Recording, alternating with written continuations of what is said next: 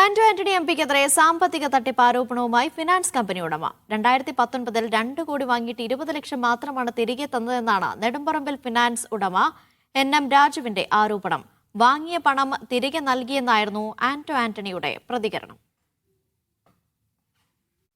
2019 തെരഞ്ഞെടുപ്പ് സമയത്ത് ആന്റോ ആന്റണി ഭാര്യയുമൊത്ത് വീട്ടിൽ വന്നിട്ടുണ്ടെന്നും സഹായിക്കണമെന്ന് പറഞ്ഞതിനെ തുടർന്ന് 2 തവണയായി 2 കോടി രൂപ ലോണായി നൽകിയിട്ടുണ്ടെന്നുമാണ് രാജുവിന്റെ ആരോപണം. ഈടില്ലാതെ ബന്ധത്തിന്റെ പുറത്താണ് പണം നൽകിയത്. ക്രൈംബ്രാഞ്ച്, ED തുടങ്ങിയവരോട് ഇത് പറഞ്ഞിട്ടുണ്ടെന്നും പലിശയടക്കമുള്ള പണം ആന്റോ തിരികെ നൽകണമെന്നും രാജു പറയുന്നു. 2 കോടി രൂപ ഞങ്ങളുടെ കമ്പനിയിൽ നിന്ന് അദ്ദേഹം വായ്പയായിട്ട് എടുത്തിട്ടുണ്ട്. 2 മാസത്തിനകം ഈ കാശ് തിരിച്ചു തരുമെന്നാണ് പറഞ്ഞത്. ഈ 2 മാസവും കഴിഞ്ഞിട്ട് ഇപ്പോൾ ഏതാണ്ട് 7 വർഷമായി. 10 20 ലക്ഷം രൂപ മാത്രമേ അദ്ദേഹം തിരികെ തന്നിട്ടുള്ളൂ. ബാക്കി പണം ആന്റോ ഇന്ന് വരെ തിരികെ തന്നിട്ടില്ല.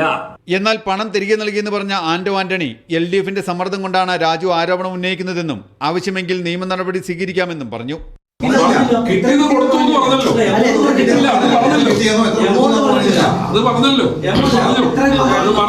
അത് തിരിച്ചു കൊടുത്തു.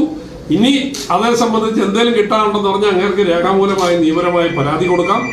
ആ പരാതിക്ക് അടിസ്ഥാനമായിട്ട് നിയമപരമായിട്ട് കാര്യങ്ങൾ നീങ്ങുന്നു. നിയമസഭാ തെരഞ്ഞെടുപ്പ് ആസന്നമായിരിക്കെ ആന്റോ ആന്റണി എംപിക്കെതിരെ ഉയർന്ന ആരോപണങ്ങൾ വരും ദിനങ്ങളിൽ കൂടുതൽ ചർച്ചയാകും. മീഡിയ 1 കൊച്ചി.